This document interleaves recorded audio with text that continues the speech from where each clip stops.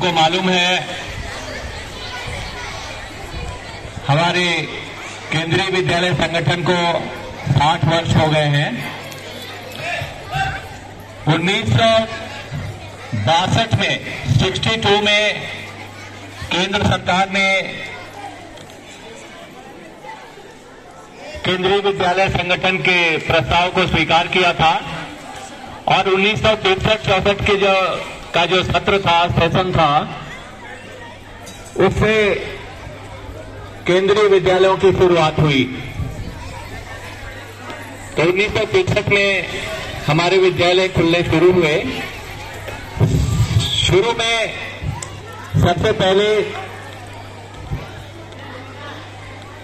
जो डिफेंस के एस्टैब्लिशमेंट थे, जहां जहां आर्मी, नेवी या एयरफोर्स के बड़े बड़े कैंटोनमेंट थे, उनके जो रेजिमेंटल स्कूल्स थे, तो उनमें से 20 स्कूलों का चयन किया गया। और उस समय हमारे विद्यालय का नाम सेंट्रल स्कूल होता था, जो बाद में बदलकर केंद्रीय विद्यालय कर दिया गया। और उन 20 स्कूलों से प्रारंभ हुआ यह केंद्रीय विद्यालय संगठन आज 1250 से भी ज्यादा विद्यालय इसके अंदर है। 1250 से ज्यादा विद्यालयों को यह संचालित कर रहा है। एक लंबी यात्रा है। हमारे विद्यालय से निकले हुए बहुत सारे लोग बहुत ऊंची ऊंची जगहों पर पहुंचे हैं और यह समय है जब आप लोग इन विद्यालयों में हैं और आप अपने भविष्य को यहां पर संवार रहे हैं। केंद्रीय विद्यालयों की स्थापना केंद्रीय सरकार के कर्मचारियों की सुविधा को ध्यान में रखते हुए, खास करके डिफेंस फोर्सेस के लोगों को ध्यान में रखते हुए की गई थी। आपको मालूम है, जो भी हमारे फौजी भाई हैं, सेंट्रल गवर्नमेंट ऑफिस में काम करने वाले लोग हैं, उनका एक निश्चित समय अवधि में स्थानांतरण हो जाता है, ट्रांसफर हो जाता है।